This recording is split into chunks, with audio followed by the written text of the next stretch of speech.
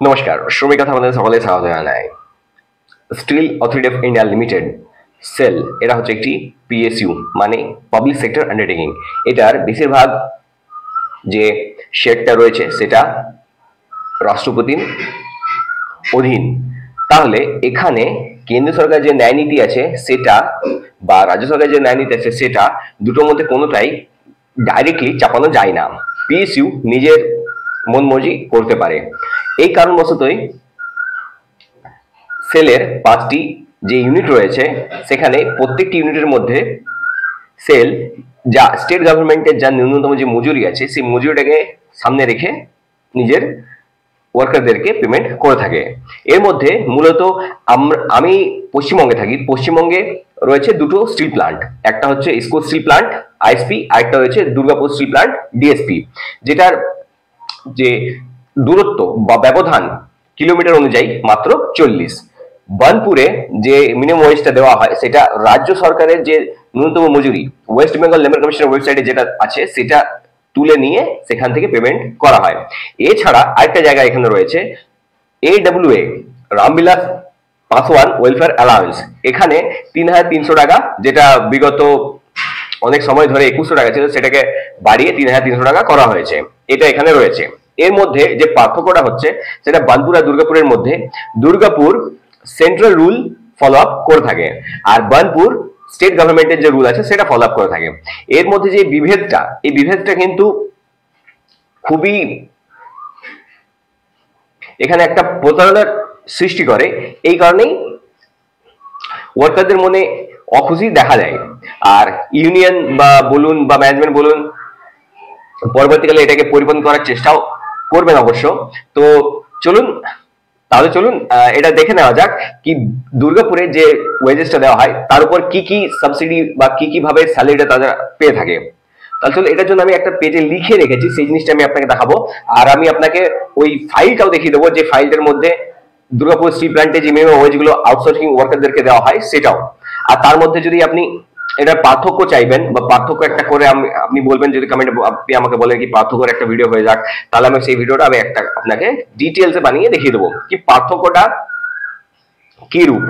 যেহেতু West Bengal labour কমিশনের ওয়েবসাইটে আসানসোল মিউনিসিপাল কর্পোরেশন আর দুর্গাপুর মিউনিসিপাল কর্পোরেশন দুটোই এই জোন ক্যাটাগরির মধ্যে পড়ে থাকে। এইবার এই বিভেদটা শুধুমাত্র একটা ম্যানেজমেন্ট করলেই এটা হয়। আবার ম্যানেজমেন্ট যদি বলে আমি সেন্ট্রাল রুল চালাবো, তো সেন্ট্রাল রুল সে চালাতে পারে। এখানে কিন্তু এই বিভেদটা ম্যানেজমেন্টের অধীনেই থাকে। তাহলে চলুন ওই জায়গাটুকু দেখে নেওয়া যাক কিরূপ রয়েছে। দেখুন, বার্নপুর ইসকো স্টিল প্লান্ট 1 জানুয়ারি 2025 থেকে 30 জুন 2025 পর্যন্ত যে মিনিমাম ওয়েজেস অ্যাক্ট আছে সেটা 1948 অনুযায়ী রয়েছে। এবার পশ্চিমবঙ্গ রাজ্য সরকার নির্ধারিত। আবার দুর্গাপুরে যদি আপনি ধরেন সেটা কেন্দ্র সরকার নির্ধারিত। দেখুন, মিনিমাম ওয়েজ অ্যাক্ট 1948 অনুযায়ী কম ক্ষেত্রে 4টি শ্রেণীতে ভাগ করা হয়েছে: আনস্কিল ওয়ার্কার, অকৌশল, আবার সেমি স্কিল, অর্ধকৌশল, স্কিল, কৌশল, হাইলি স্কিল্ড, অতি কৌশল। এখানে যে স্যালারির পার্থক্য রয়েছে সেই পার্থক্যটা আপনি এখানে বুঝতে পারবেন। 393 টাকা ইন্টু 26 দিন, 425 টাকা ইন্টু 26 দিন, 475 ইন্টু 26 দিন, 523 টাকা ইন্টু 26 দিন।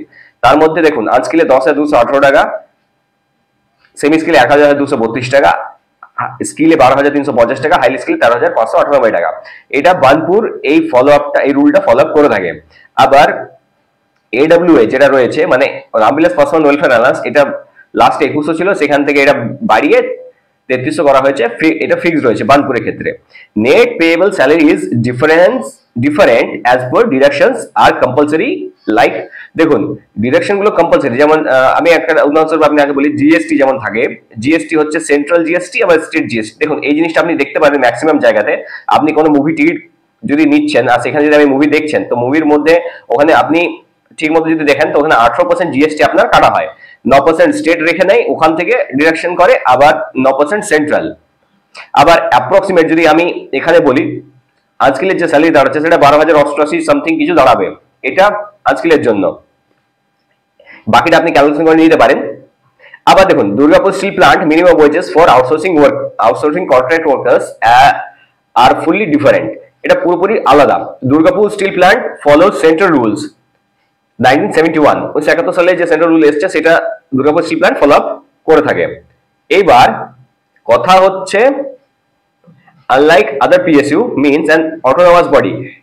পিএসইউ মানে হচ্ছে এক অটোনমাস বডি, এই নিজের স্বেচ্ছায় যা রুল চাইবে সেই রুলই চালাতে পারে। এটার এই পার্থক্যটা অন্যান্য যে গভর্নমেন্টের আন্ডারটেকিং গুলো রয়েছে, যেমন মনে করুন আপনি গেল মনে করতে পারেন, কোল মনে করতে পারেন, বা কোনো পেট্রোলিয়াম, যে সেগুলোতে ডাইরেক্টলি সেন্ট্রাল গভর্নমেন্টের যে রুল আছে সেটাকে ফলো আপ করতে হয়। কিন্তু পিএসইউর কাছে কিন্তু একটা অ্যাডভান্টেজ রয়েছে। এই পিএসইউ মানে পাবলিক সেক্টর আন্ডারটেকিং, এর কাছে এই অ্যাডভান্টেজটা চিরতর রয়েছে, এর নিজস্ব রুল চালাতে পারে। আর গভর্নমেন্ট এখানে হস্তক্ষেপ অনেক সময় করবেও না। Can make their own rules with or without support of union. ইউনিয়নের সাপোর্ট ছাড়া নিজেদের রুল এরা বানিয়ে নিতে পারে। আবার দেখুন, contract labour and regulation abolition act 1971 and rule 81, one of the central rules 1971 followed by DSP। এই রুলটি Durgapur steel plant follow up করে থাকে। and the rates are very different and good।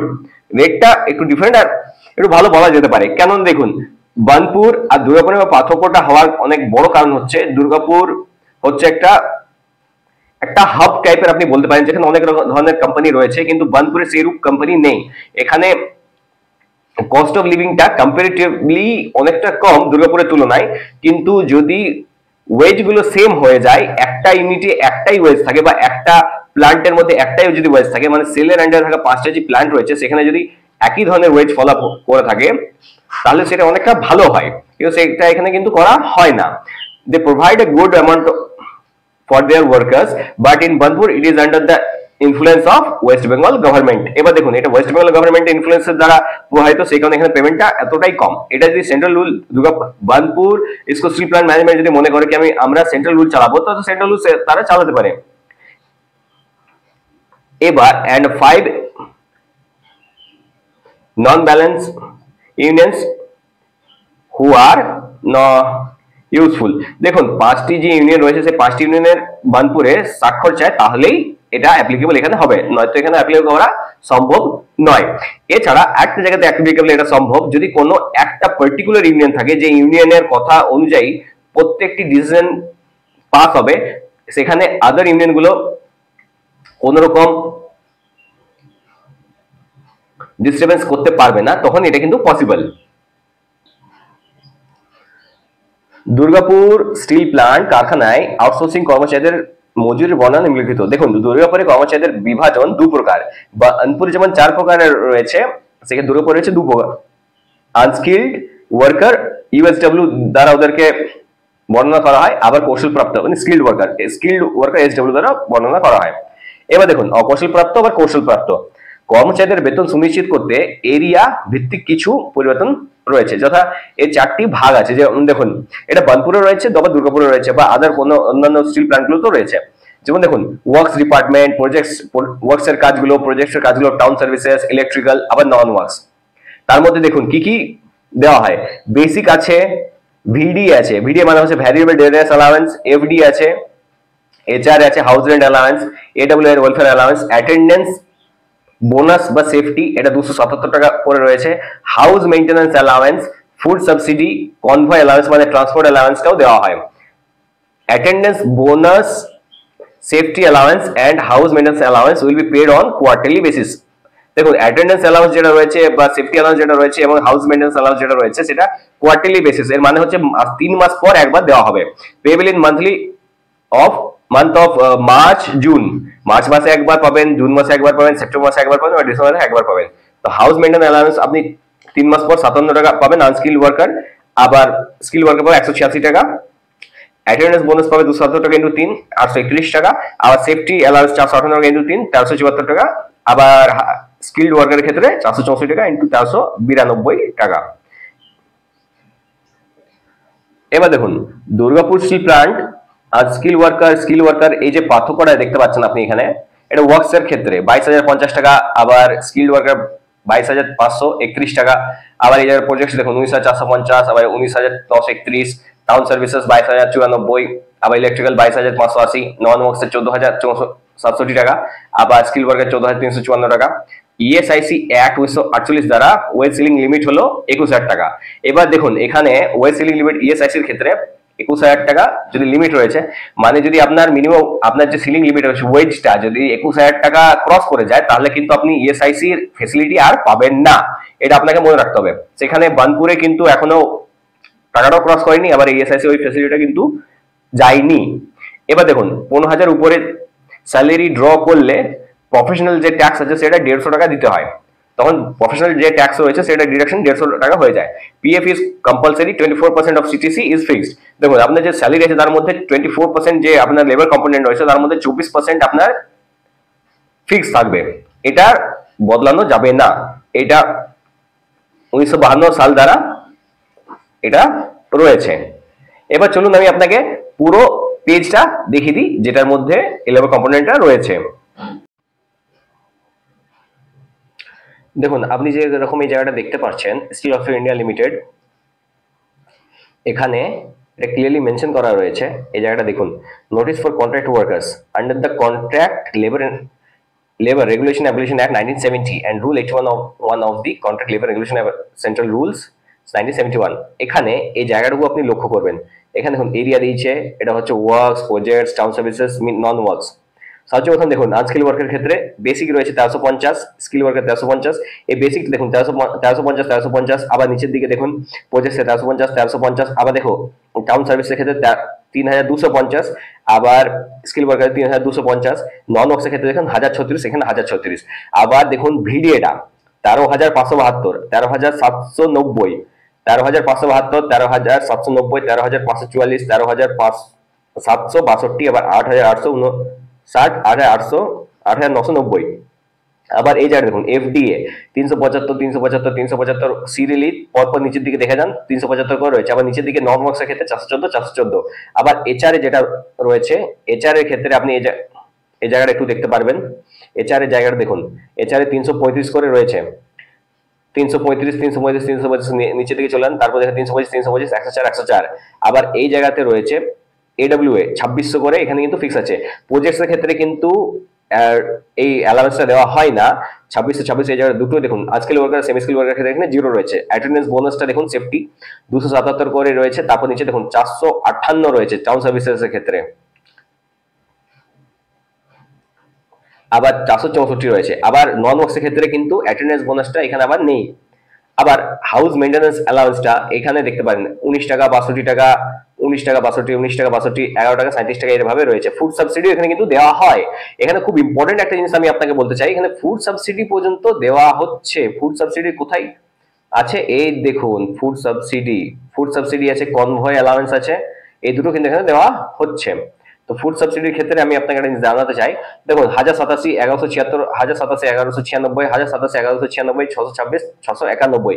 এর নিচের দিকে আসেন এইভাবে দেখতে পান কনভয় অ্যালাউন্স মানে ট্রান্সপোর্টেশন অ্যালাউন্স, এখানে 437 টাকা, 546, 437, 546, 437, 546, 418, 483। আবার টোটাল এই জায়গাটা দেখুন daily wages in rupees per day of duty, দেখুন 22,050 টাকা, 22,050 টাকা, 22,531 টাকা, 19,450 টাকা, 19,931 টাকা, 22,094 টাকা, 22,580 টাকা, 14,660 টাকা, 14,354 টাকা।